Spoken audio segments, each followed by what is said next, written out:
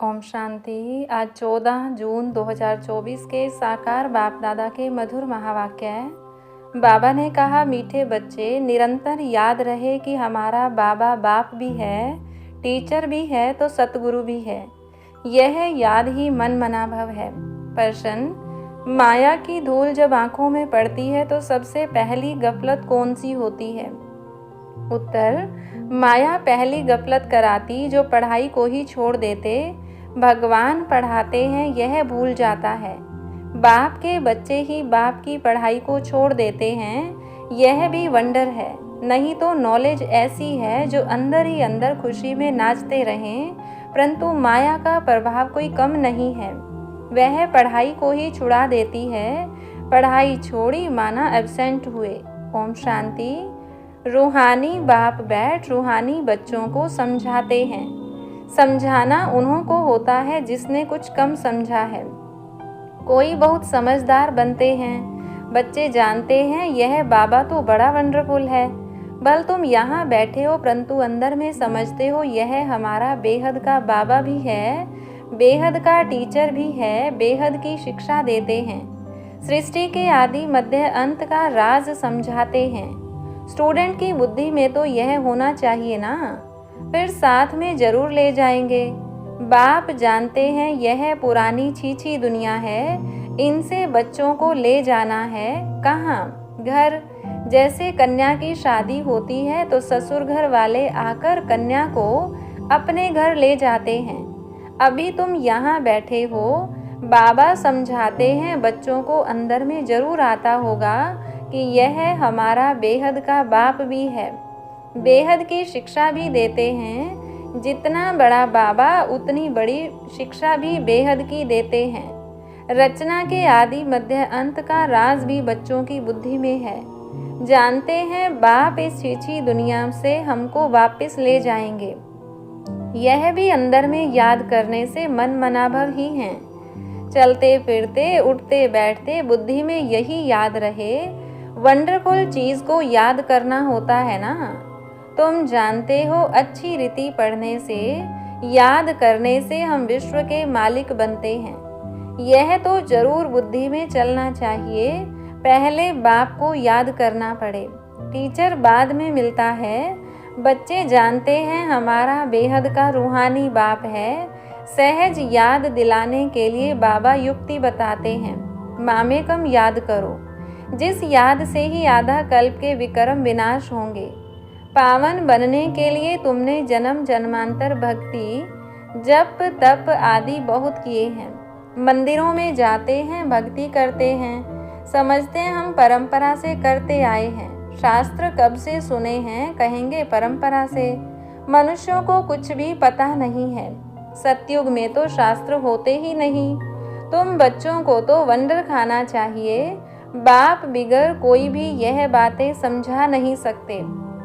यह बाप भी है, टीचर भी है, सतगुरु भी है। यह तो हमारा बाबा है, इनका कोई माँ बाप है नहीं। कोई कह नहीं सकते कि शिव बाबा किसी का बच्चा है। यह बातें बुद्धि में घड़ी घड़ी याद रहें, यही मन मनाभव है। टीचर पढ़ाते हैं परंतु खुद कहाँ से पढ़ा नहीं है, इनको कोई ने पढ़ाया नहीं। वह नॉलेजफुल है, मनुष्य सृष्टि का बीज रूप है, ज्ञान का सागर है। चैतन्य होने कारण सब कुछ सुनाते हैं। कहते हैं बच्चों, मैं जिसमें प्रवेश हुआ हूँ, इन द्वारा मैं तुमको आदि से लेकर इस समय तक सब राज समझाता हूँ। अंत के लिए तो फिर पीछे कहेंगे, उस समय तुम भी समझ जाएंगे। अभी अंत आता है, कर्मातीत अवस्था को भी नंबरवार पहुंच जाएंगे। तुम आसार भी देखेंगे। पुरानी सृष्टि का विनाश तो होना ही है, यह अनेक बार देखा है और देखते रहेंगे। पढ़ते ऐसे हैं जैसे कल्प पहले पढ़े थे। राज्य लिया फिर गंवाया, फिर अब ले रहे हैं। बाप फिर से पढ़ा रहे हैं, कितना सहज है। तुम बच्चे समझते हो हम सच सच विश्व के मालिक थे, फिर बाबा आकर हमको यह ज्ञान दे रहे हैं। बाबा राय देते हैं ऐसे ऐसे अंदर में चलना चाहिए। बाबा हमारा बाबा भी है, टीचर भी है। टीचर को कब भूलेंगे क्या? टीचर द्वारा तो पढ़ाई पढ़ते रहते हैं। कोई कोई बच्चों से माया बहुत गफलत कराती है, एकदम जैसे आंखों में धूल डाल देती है। पढ़ाई ही छोड़ देते हैं। भगवान पढ़ाते हैं, ऐसी पढ़ाई को छोड़ देते हैं। पढ़ाई ही मुख्य है, सो भी कौन छोड़ते हैं? बाप के बच्चे। तो बच्चों को अंदर में कितनी खुशी रहनी चाहिए। बाप नॉलेज भी हर बात की देते हैं, जो कल्प कल्प देते हैं। बाप कहते हैं कम से कम इस रीति मुझे याद करो। कल्प कल्प तुम ही समझते हो और धारण करते हो। इनका बाबा तो कोई है नहीं, वही बेहद का बाप है। वंडरफुल बाप हुआ ना। मेरा कोई बाबा है बताओ? शिव बाबा किसका बच्चा है? यह पढ़ाई भी वंडरफुल है, जो इस समय के सिवाय कब पढ़ नहीं सकते। और सिर्फ तुम ब्राह्मण ही पढ़ते हो। तुम यह भी जानते हो कि बाप को याद करते करते हम पावन बन जाएंगे, नहीं तो फिर सजाएं खानी पड़ेंगी। गर्भ जेल में बहुत सजाएं खानी पड़ती हैं। वहाँ पर फिर ट्रिब्यूनल बैठती है, सब साक्षात्कार होते हैं। बिगर साक्षात्कार किसको सजा दे नहीं सकते। मूंझ पड़े कि यह सजा हमको क्यों मिलती है। बाप को मालूम रहता है कि इसने यह पाप किया है, यह भूल की है। सब साक्षात्कार कराते हैं। उस समय ऐसा फील होता है जैसे कि इतने सब जन्मों की सजा मिल रही है, यह जैसे सब जन्मों की इज्जत गई। तो बाप कहते हैं मीठे मीठे बच्चों को पुरुषार्थ अच्छी रीति करना है। 16 कला संपूर्ण बनने के लिए याद की मेहनत करनी है। देखना है कि हम किसको दुख तो नहीं देते हैं। सुखदाता बाप के हम बच्चे हैं ना। बहुत गुलगुल बनना है। यह पढ़ाई ही तुम्हारे साथ चलनी है। पढ़ाई से ही मनुष्य बैरिस्टर आदि बनते हैं। बाप की यह नॉलेज न्यारी और सत्य है। और यह है पांडव गवर्नमेंट गुप्त, तुम्हारे सिवाय दूसरा कोई समझ नहीं सकते। यह पढ़ाई वंडरफुल है, आत्मा ही सुनती है। बाप बार बार समझाते हैं पढ़ाई को कभी छोड़ना नहीं है। माया छुड़ा देती है। बाप कहते हैं ऐसे मत करो, पढ़ाई छोड़ो नहीं। बाबा के पास रिपोर्ट तो आती है ना, रजिस्टर से सब मालूम पड़ता है यह कितना दिन अब्सेंट रहा। पढ़ाई छोड़ देते हैं तो बाप को भी भूल जाते हैं। वास्तव में यह भूलने की चीज़ तो है नहीं। यह तो वंडरफुल बाप है। समझाते भी हैं जैसे एक खेल है। खेल की बात किसको भी सुनाने से झट याद रह जाती है ना, वह कभी भूलती नहीं है। यह अपना अनुभव भी सुनाते हैं। छोटेपन में ही वैरागी ख्यालात रहते थे। कहता था दुनिया में तो बहुत दुख है, अब हमारे पास सिर्फ 10,000 हो जाएं तो फिर 50 रुपया ब्याज मिलेगा, इतना बस है, स्वतंत्र रहेंगे। घर बार संभालना तो मुसीबत है। अच्छा फिर एक बाइस्कोप देखा सौभाग्य सुंदरी का, बस वैराग्य की सब बातें टूट गई। ख्याल किया शादी करेंगे, यह करेंगे। एक ही थप्पड़ मारा माया ने, कला काया चट कर दी। तो अब बाप कहते हैं बच्चे यह तो दुनिया ही दोजक है, और उसमें फिर यह जो नाटक है वह भी दोजक है। यह देखने से ही सबकी वृत्तियां खराब हो जाती हैं। अखबारें पढ़ते हैं, उसमें अच्छी अच्छी माइयों के चित्र देखते हैं तो वृत्ति उस तरफ चली जाती है। यह बड़ी अच्छी खूबसूरत है, बुद्धि में आया ना। वास्तव में यह ख्याल भी चलना नहीं चाहिए। बाबा कहते हैं यह तो दुनिया ही खत्म हो जानी है, इसलिए तुम और सब भूल मामे कम याद करो। ऐसे ऐसे चित्र आदि क्यों देखते हो? यह सब बातें वृत्ति को नीचे ले आती हैं। यह जो कुछ देखते हो यह तो कब्र दाखिल होने हैं। जो कुछ इन आँखों से देखते हो उनको याद न करो, इनसे ममत्व मिटा दो। यह सब शरीर तो पुराने छी हैं। भल आत्मा शुद्ध बनती है, परंतु शरीर तो छी है ना। इस तरफ ध्यान क्या देना है, एक बाप को ही देखना है। बाप कहते हैं मीठे मीठे बच्चों, मंजिल बहुत ऊंची है, विश्व का मालिक बनने के लिए दूसरा कोई तो ट्राई भी न कर सके, कोई की भी बुद्धि में न आ सके। माया का प्रभाव कोई कम नहीं है। साइंस वालों की कितनी बुद्धि चलती है, तुम्हारी फिर है साइलेंस। सब चाहते भी हैं हम मुक्ति पावें, तुम्हारी फिर एम है जीवन मुक्ति की। यह भी बाप ने समझाया है। गुरु आदि कोई ऐसी नॉलेज दे नहीं सकते। तुम्हें गृहस्थ में रह पवित्र बनना है, राजाई लेना है। भक्ति में बहुत टाइम वेस्ट किया है, अभी समझते हो हमने कितनी भूलें की हैं। भूल करते करते बेसमझ बिल्कुल ही पत्थर बुद्धि बन पड़े हैं।